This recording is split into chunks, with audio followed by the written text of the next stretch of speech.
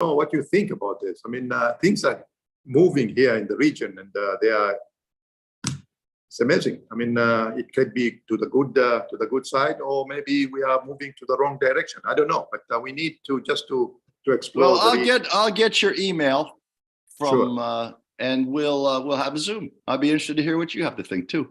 Very good. I'll do that this afternoon. Get it all set up. Don't forget to join to ask Omar also, because he has. Yeah, Omar's busy. You know, Omar didn't retire like us. He's still got to go to work. I saw. Doing making David, money. I guess. I've read your book. Anytime I look at oil prices, I think of you in Texas. So fingers crossed, buddy. Yeah, I've got my fingers crossed. Yeah, let's see what happens. I got a well opening up today. I drilled a few dry holes, and now in a row. Lovely. Yeah, lovely. well, it happens, you know. But I time. got one that's supposed to come on stream this morning after the Easter weekend. We hooked up the gas lines last week, so we'll see what happens. Yeah, I think it's a really good time. It's always a gamble. It's an expensive way to gamble. That's what it is. Some people go to Monte Carlo. I drill wells. Oh, excellent.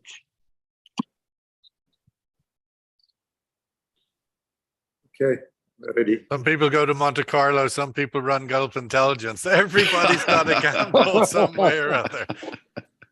Good morning and welcome to the Daily Energy Markets podcast. It is April 10th. It is the day after Easter. So what a weekend. We had about Ramadan, Easter, and also Passover. So all the great major religions having a moment, all synchronized. I wonder, is that also the geopolitics of the region? Absolutely. Let's kick off with Omar Najia, Global Head of Derivatives at BB Energy, every Monday morning, getting his pulse on the markets. Omar, a week or more after OPEC Plus sort of stunned the world, oil prices seemed to have stabilized. We're now kind of comfortably into the second quarter. Is there a predictability reemerging after the sort of banking wobble, the OPEC shock? What are your thoughts? Yeah, so I think basically, on oil, after the move that we've had, I think the upside beckons. So I think that, OPEC have done something strategic. I think they've announced something strategic. The US still has to fill the SPR. So I like the prospects of oil going higher. On the other stuff, US markets, I'm, extremely bearish, but you have to understand something that, usually before this year, when you've had a recession in the West, you've had the US dollar go up. When you've had a recession in the West, meaning equities falling, you've had basically oil falling. Now what we're seeing is we're seeing the US economy wobbling, but we're seeing the US dollar falling, not going higher.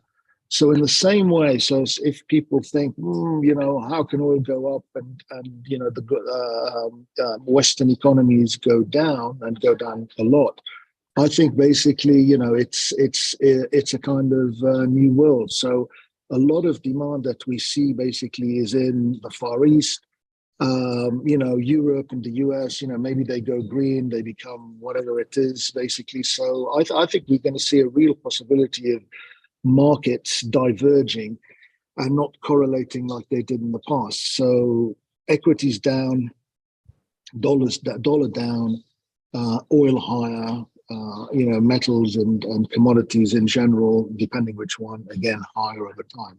So it's going to be a very interesting rest of the year, I think. Ali Al-Riyami, Consultant and former Director General of Marketing at the Ministry of Energy and Minerals, Oman. Ali, welcome back to the table. I haven't had a chance to hear your views on this surprising move by OPEC Plus. Some people describe it as a shock, but not a surprise. Your thoughts a week later? Well, actually, good morning, everybody. To me, it was a shock and it was a surprise. I mean, nobody was expecting this to happen, and nobody was expecting the OPEC Plus members, some members, voluntarily to take this decision. But I'm sure that a discussion and also a dialogue happens 1 or 2 days before these decisions took place. They have exchanged some ideas. They have exchanged consequences. And I think if you see the countries that they have decided to voluntarily cut the crude, is those countries that they have managed to bring back their production to the maximum during the 10 million barrels cuts, if you remember. So I think it was wise to choose the countries, and also again, it is voluntarily, but I'm sure that this is also to do with few things happened in the past few days, which is one of them. I think it is to kill the idea of speculations, and also to bring down the market into the level where can be a fair battle. Let's put it this way, between suppliers and demand, supply and demand, and also the growth in Asia and China. Like Omar says, I mean, it's a combination of so many things this time happened. Maybe it is good time for David to write a new book about the situation at the moment. But it's a limbo. We need to wait and see. But I think it was a very smart and very smart move from OPEC. We still have some concerted. We have some doubt about the growth in Asia. We have the speculators who are almost taking the market to a different direction. We have slowdown in the economy in Europe and America. Dollar is weak. So many other issues happen in the same time. Again, I think one important thing is that maybe this 1.6 million, if you consider Russia also is part of this cut, that it's just to compensate of the 2 million that OPEC announced a couple of 6 or 7 months ago, which didn't really achieve to the 2 million in particular, but it was less than that. So maybe this is just to cover that gap. And to now we could talk about the full 2 million cuts to the market. Do we need this 2 million cuts? I think the answer is yes at the moment. Let's wait and see what is the economics will tell us, and also the numbers of for the coming 2 months will say. Clearly. Let's welcome David Rundell, former chief of mission at the American Embassy in Riyadh, and author of Vision or Mirage, Saudi Arabia at the Crossroads. Is this, I mean, other big news of the last week, Mirage, the Saudi in Iran rapprochement, David, and now we're looking at delegations in Yemen a week later, looking like maybe a deal will be done there, a permanent ceasefire peace deal. Your thoughts on that path and your sort of sense of whether it will last? Okay, just to add one quick point to the question asked to the other two. Yeah, it is a surprise. It was a surprise, but surprises are not surprising, because the Saudis have a habit of doing this. They don't like speculators, and they have done this more than once. And Omar can certainly attest to this, that there are numerous occasions where they've done something which people didn't expect, simply because they don't like short sellers or long sellers, but mostly short sellers. They get upset about that. So this is not the first time they've done that. The second point is that I don't believe it was a political statement. In October, before the American election, everyone was yelling that this was a political statement done in order to help Republicans in the election, and were many Democrats. You're talking about the announcement of the cut by OPEC Plus in October, yeah. Correct. And I think that the Saudis were proven correct then, that it wasn't a political statement. The price did not go up. In fact, it went down quite soon thereafter, and that they pointed out that they read the market correctly. And I think you're probably going to see the same thing this time as well. Anyway, that was just the previous question. As to Yemen, and the wider rapprochement deal between Saudi and Iran as brokered by China, your thoughts on the whole package, if you like? Well, The immediate impact is on Yemen, which is the most important immediate issue for the Saudis. It's a war that they've wanted to see end, that they never really wanted to see. They certainly didn't want to see it start, and they want to see it end as quickly as they can. It's a drain on their resources, which they have many things they want to spend money on to make Vision 2030 a success rather than to spend money on a war in Yemen. They're happy that the ceasefire has gone forward, and I think that their most important reason for them wanting this rapprochement with Iran is to end the war with Yemen.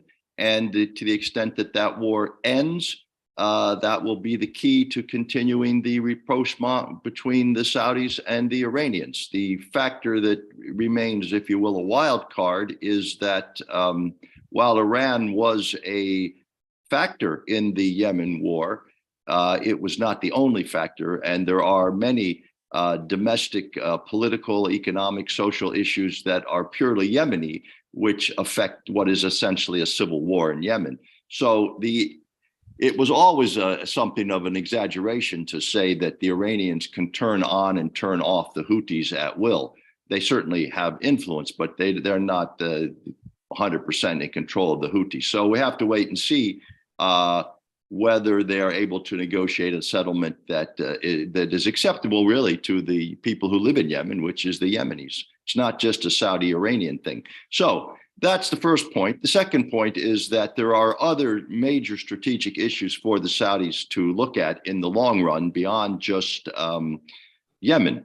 And one of those is how does Iran behave in other regional countries? What happens in Lebanon? What happens in Syria? What happens in Iraq? Those are also important, not as critical, immediately critical as Yemen, but the Saudis will certainly want to see how Iran behaves in those areas. And then the final issue is what happens with the nuclear program, and that's a whole nother issue. But clearly, the Saudis are not eager to see Iran become a nuclear power, and to the extent that they feel threatened by that, we won't go into what they're going to do or what they might want to do. That's all speculation. But so that's certainly there are other actors in the region, and maybe we'll circle back to that. Omar, I wanted just to get your thoughts on obviously the momentum from the announcement by OPEC Plus did, as one would expect, as it would always do if you announce a cut of 1.5 million barrels, the oil price popped. But it hasn't really moved beyond that sort of nearly $85 Brent point. It seems to be sort of stuck there. The momentum of the OPEC Plus decision seems to have sort of run its course. Would that be a misreading? What are your thoughts on this, what appears like a pause, if nothing else?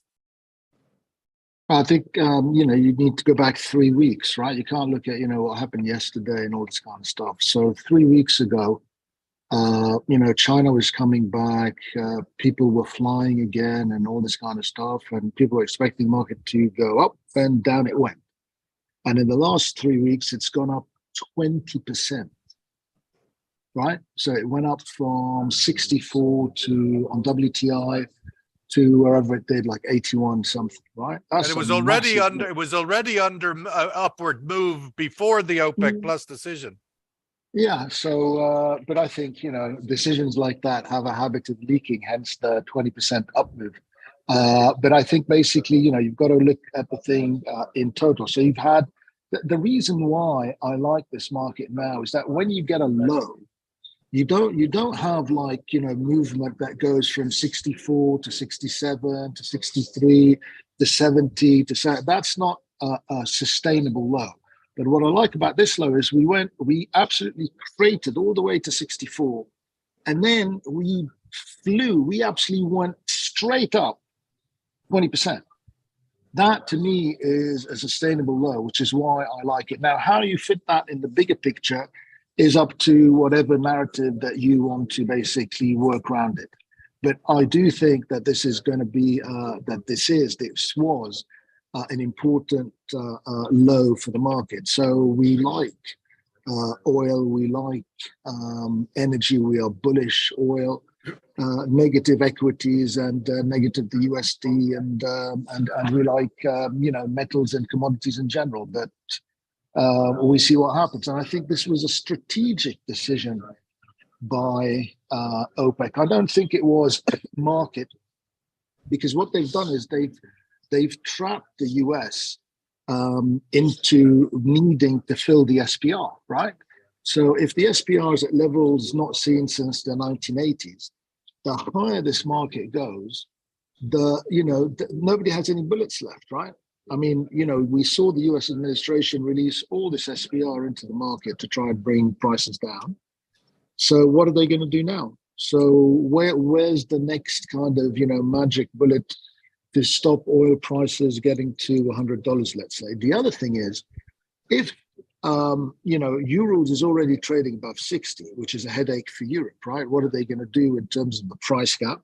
The second thing is that products, specifically gasoline and diesel, ULSD, they're basically set at like $45 per barrel, I think.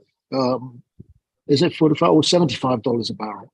So they need another $15 a barrel up. And then Europe will not be able to buy any of the, Russian oil products. So it's going to be very interesting. I think the market has a target, and that target's going to be, $100 to kind of see what happens with Europe. So I think there's money there. So in other words, if the market falls, possible, but there's no real money in that, right? There's a big fight. But if the market goes up, there is money there, because if the Europeans start to panic, if you can get that flock kind of moving, that herd kind of running, there's going to be a lot of money there. So that's what I like the upside.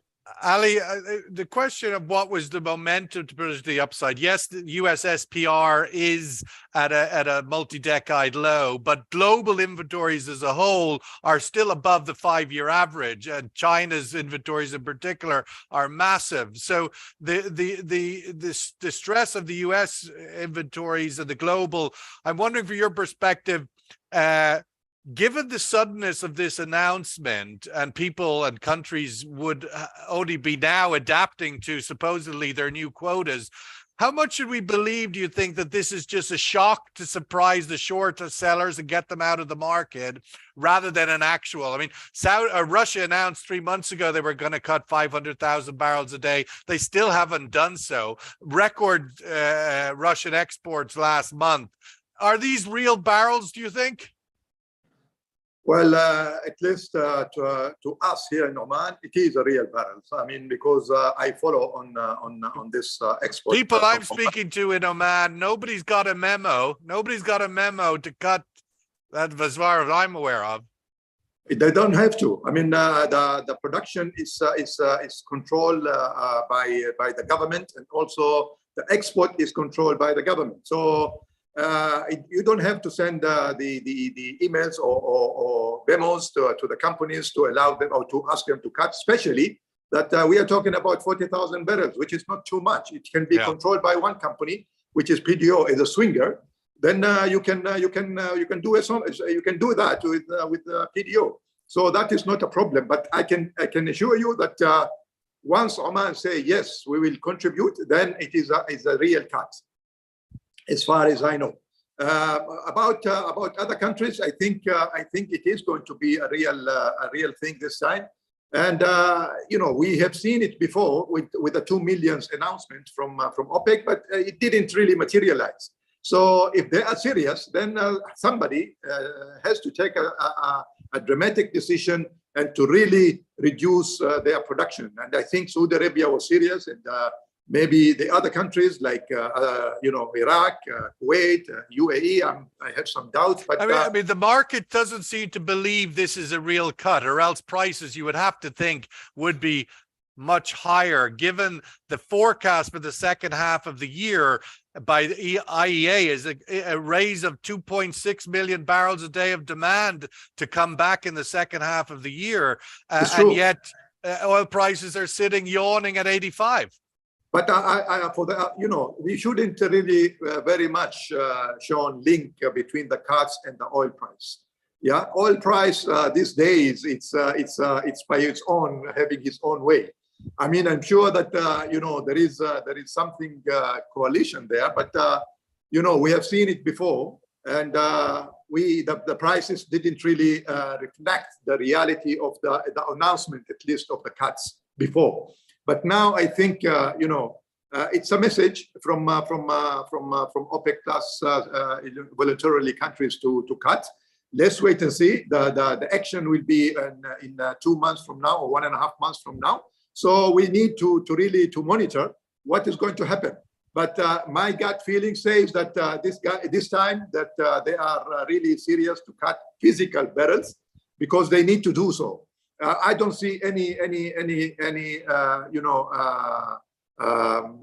positive indications from Asia at the moment. I mean, with this another 2 months until we get into summer, we will know more about the growth in Asia. But China is not really growing like like all of us expected to grow. The inflation is still there. The central banks around the world, they are still raising the interest rates. So it's a very early time to decide or to discuss if this will have any impact in the market on the supply and demand side, or it will just be another announcement from OPEC to calm the situation, and also to send a strong message to speculation and to come more short and more higher. So we are still waiting to see what is going to happen.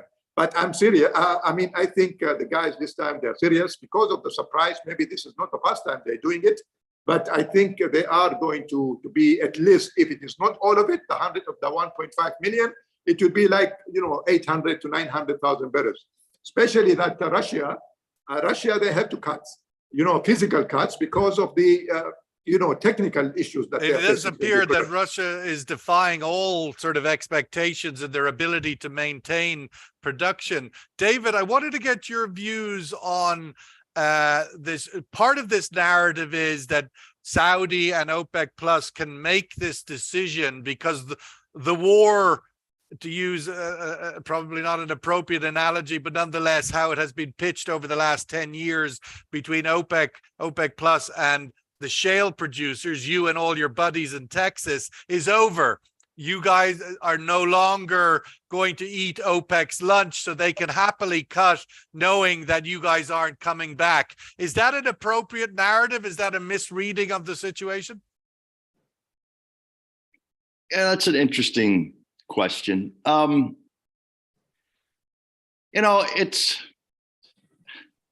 It's sort of one of these fake news stories that you just keep hearing, and people say it often enough that people begin to believe it.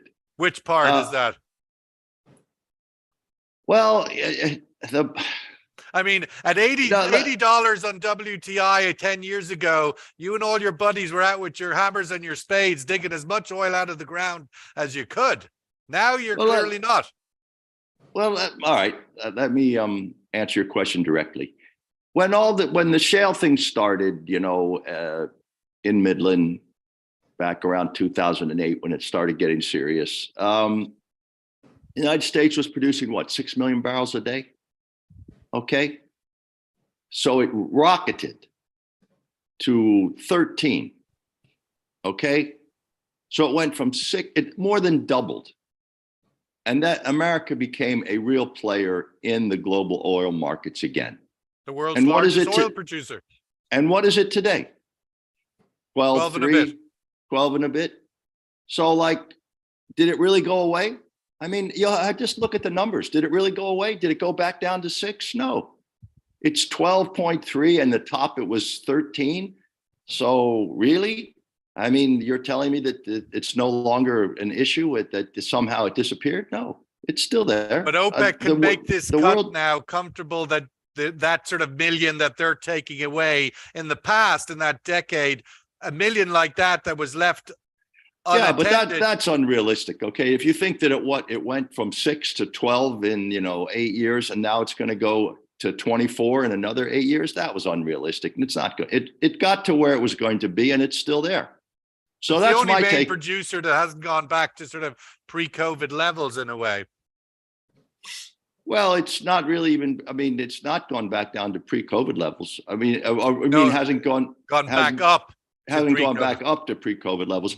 Yeah, I mean, it hasn't gone back up to pre-COVID levels, but I think it's pretty close. And so what happened? All right, so that's my first point, and I'm trying to be concise, not just to witter on. Please. So number one is that it's still very significant in the global markets, and it's not going to go away. Number two, what you're seeing and reading in the American press is that private equity companies are no longer pouring money into this. That is true. But Texas produced a lot of oil before the private equity companies ever got there, and it will continue to do so. And there were plenty of people in Texas with plenty of money to go and drill more oil wells. And that is happening as we speak. And I can tell you right now that you still have to wait in line to get a rig, that you still have to wait in line to get drill pipe, that you still have to go look for a crew.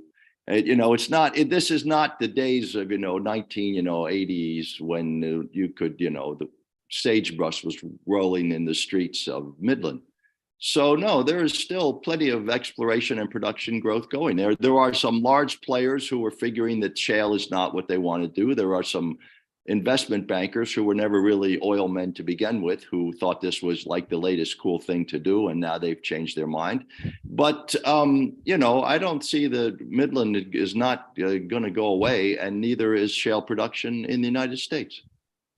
Let's go to the survey question, which is trying to get some kind of a read on the average price of Brent crude oil in Q2. Where's the direction of travel going? We've got Omar somewhat bullish now that it sees this as the beginning of 20% up and maybe higher. Goldman Sachs are predicting a 95, I think, average for the year, which would mean that we need to move very significantly higher because the first quarter was an average of 80. The average in second quarter, what's the view in the room? Average in the second quarter. It's not working. It's not working. You're right. It's not working. Nobody wants us to answer this question. I cannot click on my answer. Maybe we'll repost that. Can we take it down and repost it again, please, Stephanie? Omar, looking ahead the week that's in it, we have all of the IMF, World Bank meetings, etc. in Washington this week. Or does anything you see give you a sense of direction of travel that will continue the momentum up on this oil price, as you said, is up 20% over the last month? Omar. So basically, I think the fact that OPEC is going to quote unquote defend the price. And then even if you go back to the narrative 3 weeks ago when the price was falling, at least the media narrative was that oil is going to be very strong.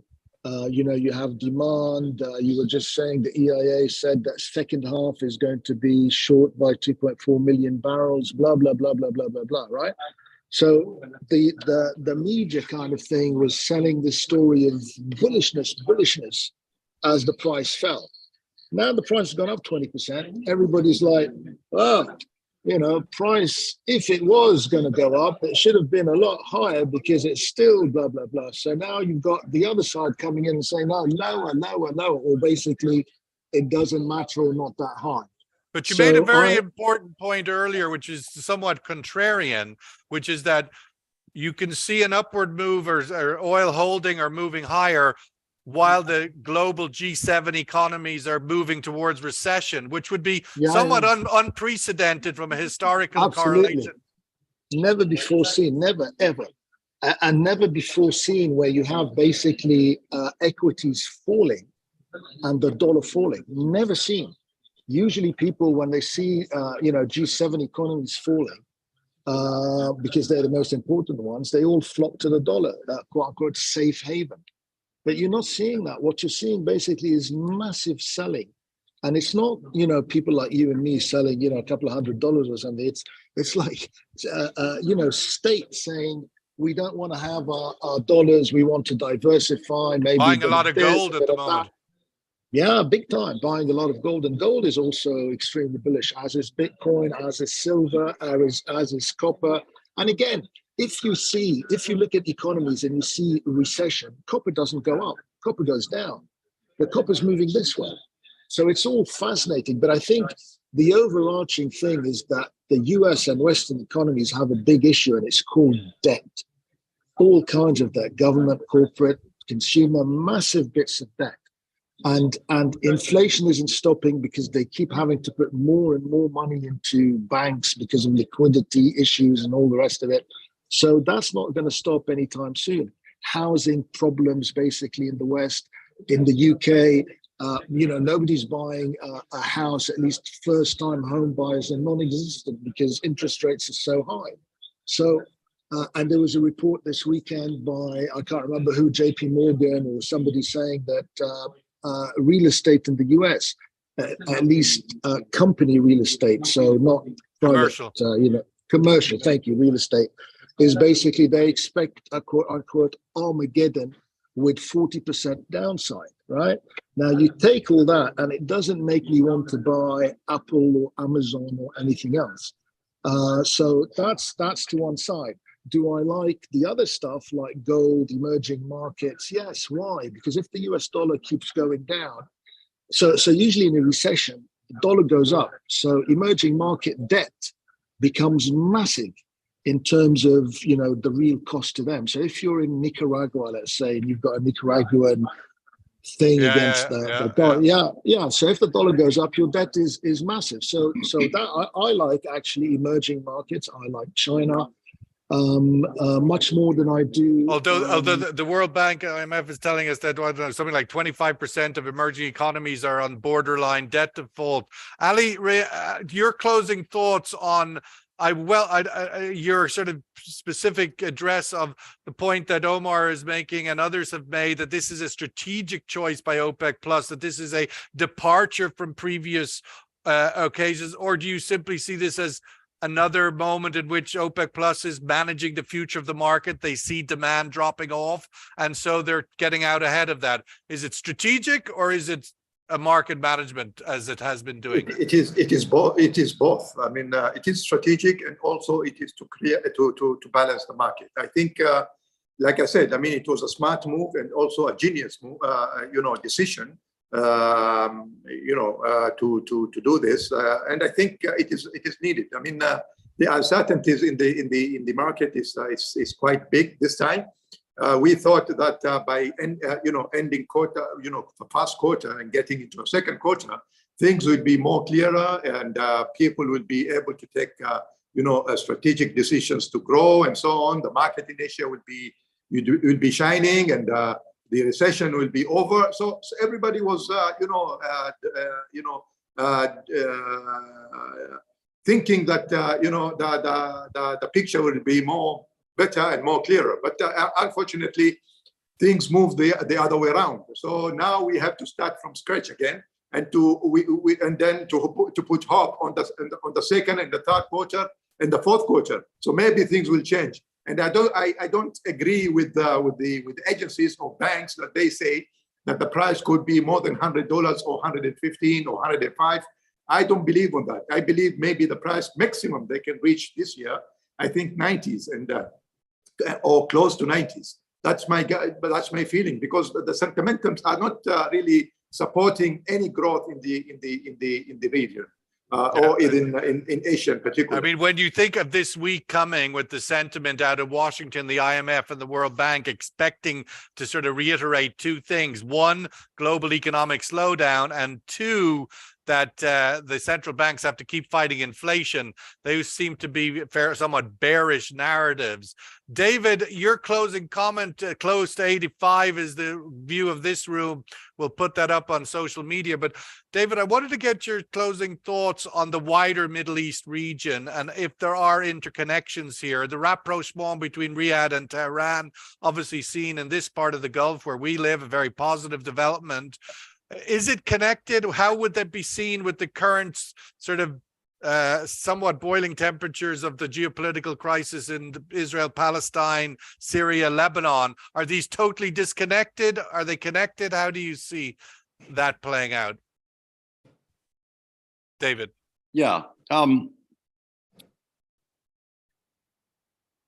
The tensions between Iran and Saudi Arabia and Iran and Israel are potentially destabilizing for this part of the world, and that would clearly add to political risk for oil prices. Those are both on the back burner at the moment, partly because of the Saudi-Iranian rapprochement. We'll see how that goes, and partly because Israel has its own internal problems right now and is more focused on other things than Iran.